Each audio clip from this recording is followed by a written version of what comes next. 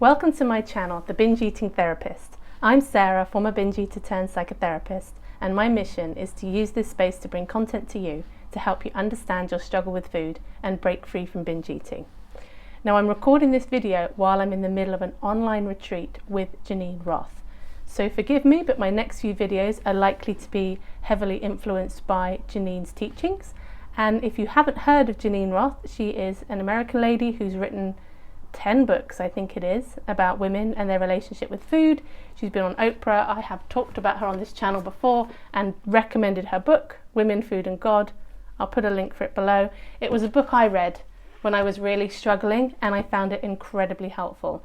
So hopefully you would take something out of it too. Her whole premise or idea, if you like, is the way we eat is a mirror of the way we live. So if we're eating in a mindless and distracted way, we're probably living a mindless and distracted life. So it's about the food and it's not about the food. So actually a lot of the stuff she does is about how to live, how to stay with ourselves, how to experience our emotions. In this book, she sort of divides compulsive eaters into two camps, and they are the permitters and restrictors. So first of all, why is it even helpful to know which camp you're in? Because I'm guessing what you really want is for me to make a video which is going to tell you exactly what you need to do to stop binge eating. I've said it once, I'll say it again and again. Binge eating is not a rational problem. A lot of the time we can't just think our way out of it. There's a lot more going on. So the more we understand what might be going on for us, kind of beneath the surface, I often think it's the stuff that's going on outside of our awareness that tends to trip us up the most. If you look at a kid who's grown up perhaps there's a lot going on at home, maybe it's an abusive environment, and all everyone's seeing, all the adults are seeing is a kid acting out, and the kid can't express what's going on for themselves, they get labelled as a troublesome child. I think it's a little bit like that with binge eating. There can be so much going on that we don't know how to process, we don't know how to talk about, and all we're aware of is that our behaviour around food doesn't appear to be rational. So the two types of binge eaters are permitters and restrictors. Now, the restrictors, if you are a restrictor, you are somebody who likes the rules. What you really want is to be able to just make yourself stick to the rules. And you believe that you need rules, otherwise without them, it would be chaos and you would be out of control. So you would be someone who tries to exert a lot of control over their food and perhaps manages to do that for a while. But at some point, a situation, a trigger, something happens, that control breaks, there's chaos, you binge, you beat yourself up, you use it as evidence to just prove to yourself that you are so out of control without your rules that you quickly rush back and you put your rules back in place. And on the other side of things, the permitters are the ones that don't seem to be doing an enormous amount of restriction. So permitters would tend to be compulsive eating more often. They don't seem to be restricting themselves. But they are, even like the thought of a diet or someone else trying to impose rules on them, or even rules they try to impose on themselves, feels like a restriction and can trigger off that rebellion straight away. So the permitters often look like they're having a lot of fun, they're much more free around food, they don't deprive themselves in the way that the restrictors might. Now these two, the restrictors and permitters, are often quite confused by the other one. So I am someone I identify as being a permitter. So during the decade of struggling with binge eating, and for a period of time bulimia, I only once during that time lost a significant amount of weight through restriction. Otherwise it was just a fluctuation of like half a stone, which is 7 pounds or 3 kilograms. So I was confused by the restrictors. So when I went to OA meetings, for example, and I would listen to people calling themselves compulsive eaters and they were in straight size bodies, I would be like, how? Like, what? They would talk about being really good at dieting, but it wasn't sustainable. But what I heard was, well, if you're able to restrict, like, I don't get it. Like, you've got that self-control. And by comparison, as a permitter, I just felt like I want to say like a loser. But that word, I don't know why, it just makes me want to laugh. So it doesn't really feel appropriate. But it made me feel like a failure. It did. But I was confused as to why these people were saying they had a problem, because if you were good at dieting, like, isn't that all you need to be really to get out of binge eating? What I didn't understand is that they were restrictors. So yes, they were able to control their food for a while, but at some point the control breaks because it's not sustainable. So when Geneen's talking about the restrictors and permitters and how they approach life, the restrictors are people who control and the permitters are people who numb. So I could really relate to this. Like, for me, it was about numbing. Although permitters, it sounds like they're giving themselves permission to eat, they're not really. If you're a permitter, you know that it's still laden with guilt. It's still laden with the belief that at some point you're going to need to restrict. Maybe you still tell yourself every night when you go to bed, like, tomorrow's going to be different, but it doesn't seem to last. Any resolve you make doesn't seem to last longer than a couple of hours.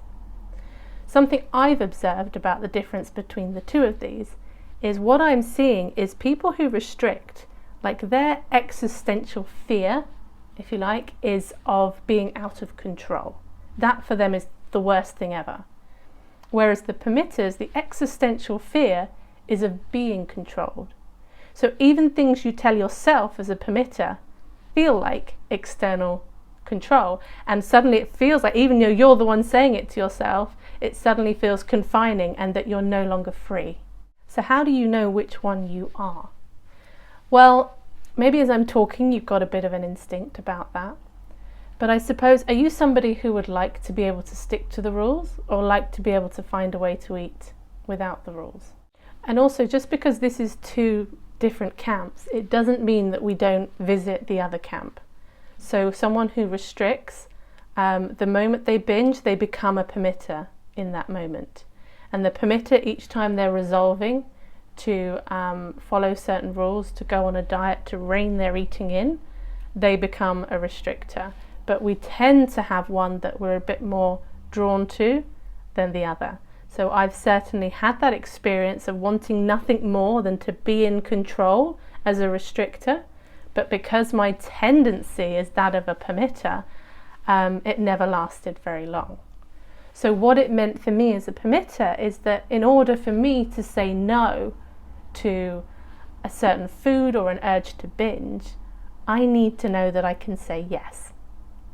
So it's hard for me to say no if I feel like I don't have a choice. Something in me rises and rebels. It's like a fear, like that something terrible is going to happen. Like, my whole life has been leading up to this moment about whether to have the cake or not have the cake. It feels like life or death in that moment. However, as a restrictor, because the desire is to control, the way out is to let go of control. So this is why I think intuitive eating, I don't know if I should say this because I think I'll get some comeback on this because I may not be correct. My instinct is that intuitive eating perhaps works better for the restrictors, or perhaps it's more straightforward. I'm not sure about this as I say it. I'll leave it in anyway. We'll just open up a conversation about it. What I'm hypothesizing, let's put it that way, is that intuitive eating works better for the restrictors because it's about letting go of control. So that giving yourself permission to eat what you want is a really important part of that. As a permitter, if we're going by Geneen Roth's idea that permitters numb, that's what they do. If you're going down an intuitive eating model, that unconditional permission to eat whatever you want might become permission to numb and keep binging. And this is not to moralize this idea of numbing and saying like we should, we just have to be present with every single thing we feel and lead this incredible life where we're there for every moment, the good and the bad. But I think when we understand this about ourselves, we might be able to see where something doesn't feel like it's working for us. I think whichever side you're on, whether you're a mixture of both, I think the goal or something worth aiming for is that idea of being able to trust yourself. So the restrictors being able to trust themselves to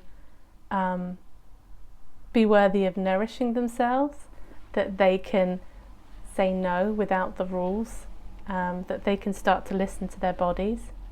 And all this applies to the permitters as well, and also trusting ourselves that we can tolerate our emotions, that we can tolerate discomfort, because all those things are a part of life. And food has a credible capacity to soothe away discomfort temporarily. But in the long run, when that becomes the way of managing your emotions, it causes more and more pain, and the emotions might be soothed, but my sense is that they don't disappear.